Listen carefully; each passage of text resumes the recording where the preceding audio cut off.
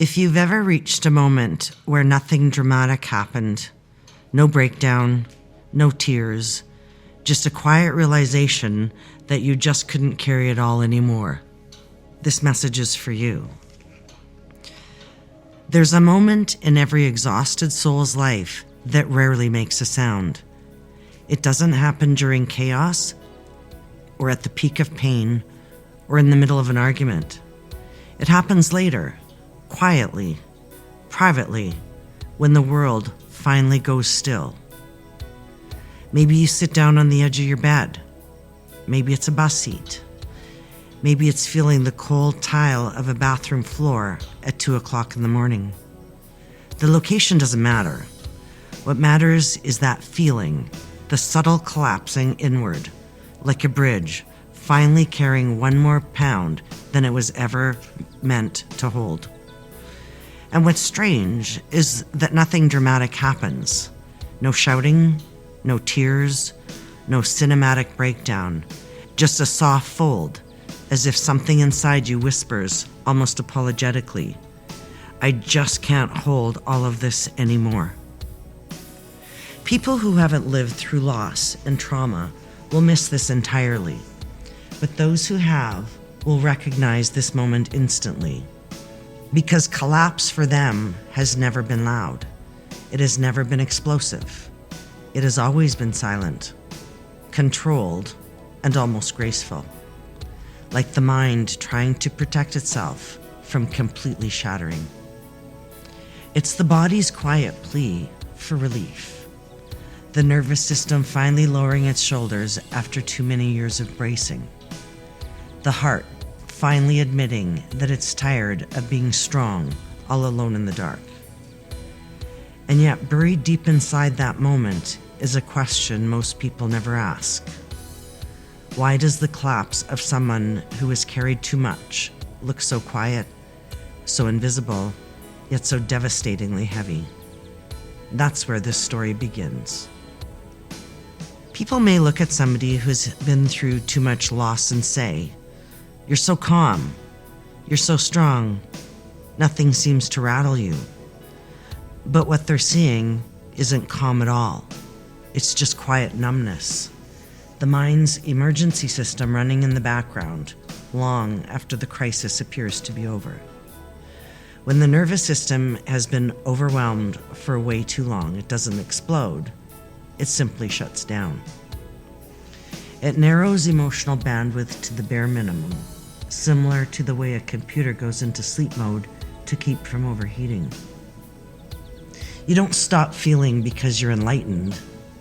You stop feeling because your mind's capacity has been far exceeded. This is why the world feels muted, why joy feels so distant, and why the things that should upset you barely make a ripple. Your brain isn't relaxed. It's protecting you from emotional overload by turning the volume down on everything. In this state, people often mistake you for being centered, wise, or unbothered. But peace is an active presence, and numb is the absence. Peace allows you to feel safe, while numbness keeps you from feeling anything at all. So if you've ever wondered why your reactions feel delayed, quiet, or strangely flat, it's not a personality flaw. It's your nervous system saying, "Let me hold back your feelings until I'm sure it's safe to release them." Calm is chosen. Numbness is survival. There's a certain kind of maturity people admire. The steady voice, the thoughtful pauses, the calm way someone explains their pain without bitterness. But what most people never see is how that maturity was created, not grown. Some people develop wisdom through guidance, safety, and time. Others develop it because life gave them no soft places to land. When you navigate emotional chaos, instability, or unpredictable people, you don't necessarily mature, you adapt. And that adaptation has a different cost. You learn to monitor everybody else's mood before you understand your own. You learn to comfort everybody else before you comfort yourself. You learn to translate silence, tension, and shifting tones. What you've learned is emotional survival. So yes, you do become wise, you become perceptive, you become the one everyone turns to because you seem to get it. But the truth is much harsher. That wisdom isn't learned, it was extracted, taken from moments that should have been gentle, forced out of you long before you had the strength to carry it. And this is why people who appear to be grounded often carry an invisible ache. They didn't choose to grow up so fast. Life just pushed them much too hard and too far and closed the door right behind them. Their maturity is real, and so is the grief buried deep beneath it. The grief of someone who learned everything too quickly and lost too many pieces along the way.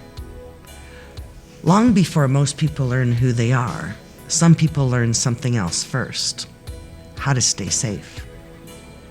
Not because danger was constant, but because unpredictability was. And unpredictability trains the brain in ways no classroom ever could. When someone lives in an environment where emotions shift suddenly, where silence can mean trouble, where people are inconsistent, the nervous system adapts by becoming hyper-aware. Not curious, but constantly on alert. Neurologically, here's what happens. The amygdala, which is the brain's alarm system, becomes overactive. It fires not only at real threats, but at potential ones, imagined ones, and remembered ones. The prefrontal cortex, responsible for calming reasoning, is forced to work overtime, and it eventually tires out. The body stays in anticipatory mode, scanning micro-expressions, tone changes, and energy shifts in every room. This is why so many survivors of emotional overload notice everything too much. They replay conversations and situations, trying desperately to decode hidden meanings. They feel a room's tension before anyone else realizes something is even wrong. A slight change in someone's voice or actions can send their heart into quiet alarm. To outsiders, it may look like intuition, but in reality, it's hypervigilance. To the person living it, it's simply the way their brain learned how to survive. And here's the truth. The very skills that kept them safe back then, reading danger, anticipating conflict, bracing for impact, now activate even in moments when they should feel safe. They know how to sense potential storms even on sunny days. And none of this makes them broken, it makes them trained. A survival masterpiece built under pressure and loss, trying to navigate how to live in a world where the threat is no longer real. People who have been through too much heartache carry a silent curriculum that life taught them long before they knew it had a name. Not the kind of skills you list on a resume, but the kind that shape how you move through every room you enter. They know how to read silence, not just the absence of words, but the texture of it, whether it's heavy, disappointed, irritated, or simply tired. Most people walk into a room and see furniture. Survivors walk in and feel emotional temperature. They know how to spot tension before a single word is spoken. They know when a conversation is about to tilt into conflict. They know when kindness is real and when it's performative. And perhaps the most invisible skill of all, they know how to shrink themselves in the exact moments when attention feels too dangerous. How to make their presence lighter, softer, and quieter. a reflex born from years of learning that being too visible can come with consequences. These aren't personality traits, they're adaptations. Proof of how profoundly life shapes a person even when no one else notices. Love is supposed to feel warm, safe, grounding, and expansive. But for people who have carried too much for too long, love can feel like a risk. Not because they don't want closeness, but because closeness has historically come with consequences and loss. When experience taught you that connection is unpredictable, your nervous system doesn't relax, it braces. Some people develop avoidant patterns. They care deeply, but distance feels much safer. Others develop anxious patterns. A delayed text, a softer tone, a changed rhythm can feel like abandonment approaching. Some carry disorganized attachment, a mix of longing and fear. They want intimacy but flinch when they receive it. To them, love isn't simple, it's a contradiction. I want this, but I don't know how to feel safe inside it. They aren't afraid of love, they're afraid of losing themselves inside of it. Emotional exhaustion doesn't announce itself. There's no collapse, no scene, and no warning. It shows up quietly in the slow fade almost no one else notices. At first, you're still present, you still smile, you still respond, but something inside begins to dim. Your laughter becomes softer, your words shorter, your presence lighter, as if you're trying not to take up too much space. You don't withdraw all at once, you drift. Not because you don't care, but because caring has become so heavy. Even simple conversations feel like effort. Even small decisions feel like weight. Rest doesn't fix it, and sleep doesn't touch it. And distractions only mute it briefly. So when someone asks if you're okay, you say, "I'm fine." Not because it's true, but because explaining would require the energy you no longer have. Emotional exhaustion isn't the breaking point. It's the distance you create to survive until you can feel again. This is a kind of grief that rarely gets acknowledged. Not the grief of losing someone, but the grief of losing yourself. Not all at once, but slowly, quietly. People who have been through too much loss carry an invisible mourning. They grieve the version of themselves who trusted easily, who laughed without scanning the room first, who didn't rehearse conversations or analyze every silence situation as a warning.